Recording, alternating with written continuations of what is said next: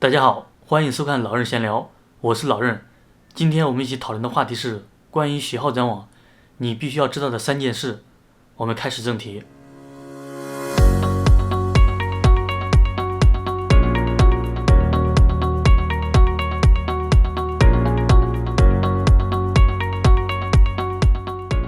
来自工信部的消息，11月30日前，3大运营商将在全国范围内提供携号转网服务。先日常普及一下携号转网到底是什么意思。携号转网其实指的就是你在不更换手机号的前提下，可以任意的更换运营商的服务。其实早在2010年的11月，携号转网在历经4年的实地调研之后呢，便在天津和海南2个城市展开了试点工作。随后在2014年9月，第2批试点城市包括江西、湖北、云南3个省市也开始相继展开了试点工作。那在2018年的12月呢，对以上5个试点城市呢，统一实行新的携号转网流程。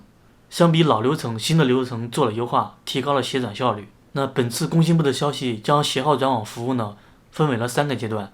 9月20日前，天津市、海南省、江西省、湖北省、云南省5个试点省市完成试验，正式提供服务。11月10日至25日，其他26个省、自治区、直辖市携号转网服务上线试运行。11月30日前，全国范围内正式提供服务。携号转网服务呢，离我们越来越近。那么我们老百姓最关心的携号转网的3个问题呢，我们也来一起说道。那么这3个问题是什么呢？第一个，携号转网有没有限制条件？第二个，携号转网的流程复杂不复杂？第三个，携号转网办理后有什么隐患？我们先来看第一个问题，携号转网有没有限制条件？携号转网呢有5个硬性规定，我们一起来看一下这5个规定是什么。那第一个硬性规定呢，就是需办理的手机号码必须适用真实信息登记，也就是说实名制。这个我觉得现在基本上办卡都是实名制了。我记得我上大学那会儿，就是2009年那时候还有那种黑户的卡存在，所以说那个时候可能会有点困惑，会有点麻烦。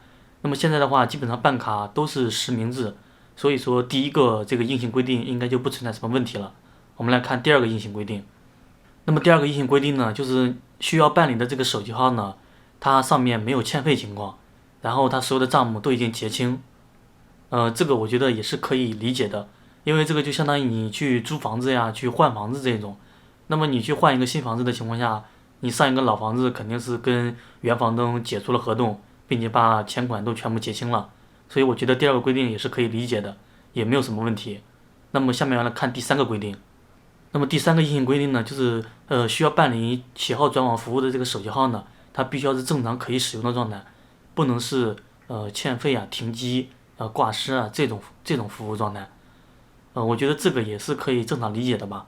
那么第4个硬性规定呢，就是需办理的号码呢入网要满120日，也就是4个月。它这是一个时间限制，可能对于新用户来说是有点发愁，但是我觉得4个月的时间其实也不算长吧。我觉得这个也是正常可以接受的。第5个硬性规定呢，就是需办理的手机号码已经结束了各种硬性套餐活动，与运营商无网约定期限制。最后一则，对于有些手机用户来讲呢，可能不是一件好事，限制了他们的转网时机。这些用户呢，因为之前参与了这个运营商的部分优惠活动，所以呢，必须在在网的期限满之后，才能去进行携号转网服务。当然这样来讲，其实也是无可厚非的。因为你跟运营商在签订了某些协议之后呢，你用了他的套餐，这个套餐有一个期限的限制，那么你必须在这个套餐结束后，也就是期限满之后才能进行携号转网服务。那么如果你在期限之内进行转的话，那么你相当于就是违约，你这边的话就是不能去转的。这个从这点来讲的话，那它也是可以接受的。那当然呢，这个运营商在提供这些优惠的套餐活动给用户看的时候呢，也一定要把这些协议啊、这些用户期限啊，就是在网的期限啊，要呈现给用户去看，要让用户知道，他们跟这个运营商他们在用这个套餐的时候，他们要用多长时间，是否有一些其他的限制等等。那么如果你实在不知道你目前所用的手机套餐是不是在这个携号转网服务的限制之内，那么你可以咨询当地的那个客服，可以咨询他们一下，这样的话你可以了解。那说完了第一个问题呢，我们来说第二个问题，就是携号转网的流程它复杂不复杂？那么2018年在优化了携号转网的新的流程之后呢，那么携号转网新的流程只需要3步走。那么第一步的要先确定一下您是否具备携号转网的资格。那么怎么样确定这个资格呢？那么你需要编辑短信指令为 cxxz 井号用户名井号证件号码，这里面不包括双引号，发送至你现有手机号的归属运营商。如果是移动的话，你发送到10086，联通的话发送到10010，电信的话发送到10001。那么第一步完成之后呢，我们来进入第二步。那么第二步，如果你现在是可以进行携号转网的情况下，你接下来就要发送短信索要授权码。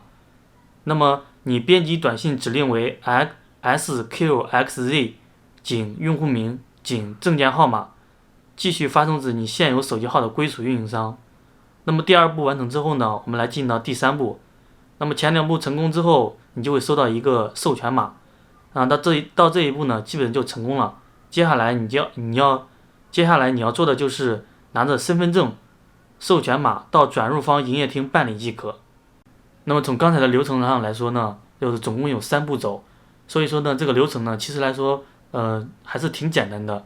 那这个是2018年优化之后的新流程。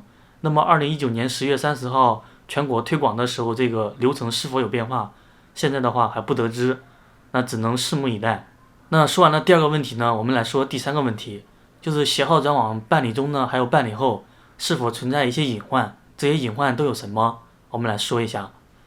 据部分用户反映呢，就是在办理携号转网服务之后呢，他们会发现手机收不到短信验证码的这种情况，所以有些用户在需要获取手机短信验证码的这些服务的时候，这些用户要注意一下，如果办理携号转网的时候可能会出现这样的后遗症。那么对于这个问题呢，也有人进行了相关部门的咨询。那么相关部门的回复如下：由于携号转网里不仅涉及到运营商系统，也涉及到互联网企业的通知接口较为复杂。例如用户的手机号注册了某网站的会员，那么中间就需要经过至少2个系统，一个是网站的，另一个是运营商的。因此携号转网试点地区针对各种不同系统呢，在进行调试的过程中，可能会出现一网无法识别的情况。这样的情况下就跟搬家一样，东西很多，需要搬运的时间相应的就会变长，但这些问题呢后续都会被解决。那么最后呢，我们来说一点题外话，我们来看一下3大运营商的一些数据。这张图呢是3大运营商2019年第1季度的运营数据。我们来看第一行数据，移动用户竞争。我们看中国移动竞争是632万，中国电信竞争是1205万，中国联通竞争是810万。那么这3大运营商里面就属中国移动的竞争最低。那么来看第二行累计移动用户，那么我们看一下，中国移动的累计用户是 9.31 亿，中国电信的累计用户是 3.15 亿，而中国联通的累计用户是 3.23 亿。这里面中国移动的用户基数最大，有 9.31 亿。从这张图我们看出中国移动的基数是最大的，但是它的增长量又是最小的。因此呢，中国移动在携号转网服务落地的过程中呢，呈现了防御姿态。移动陆续推出了一些活动，以挽留现在的用户。比如前段时间中国移动推出的查网领送流量的活动，只需要发送短信2019到10086，就可以获得最高10G的流量。随后呢，有用户质疑呢，中国移动推出这个查网领送流量的活动呢，它会限制用户的携号转网，因为它有可能是悄悄的、偷偷摸摸的，就跟用户签订了某些套餐流量活动的这种协议什么的，然后他每个月返你流量，这样的话，这个用户呢，他再去发这个2019到10086的时候，再获得这个流量，可能就被下了套，所以用户比较害怕，所以用户开始质疑。那么对此呢，中国移动的客服也回应称，流量呢只送3个月，不会限制携号转网。那么中国移动在这个携号转网落地之前呢，推出这些活动呢，其实无疑是想最大程度的去挽回现有的用户的一个损失吧。事实上呢，携号转网服务的推动呢，对我们老百姓是利好，因为它给我们老百姓一个自主选择的一个权利，同时呢，也在倒逼这些运营商们把他们的服务质量做好，把他们的流量资费降低。这对于我们来说也是利好的。现在呢，三大运营商放在同一起跑线上，无论是服务资费呢，还是信号，都将成为用户选择的，呃，凭据。这无疑加剧了三大运营商之间的竞争。在这个携号转网服务全国普及开的时间点上呢，又有5G 这个巨大变量，加入了这个竞争。那么无疑呢，这将是对三大运营商的一次全面考验。以上就是本期视频所有的内容了。如果你喜欢本视频，欢迎点赞、收藏、转发、关注。我们下期再见。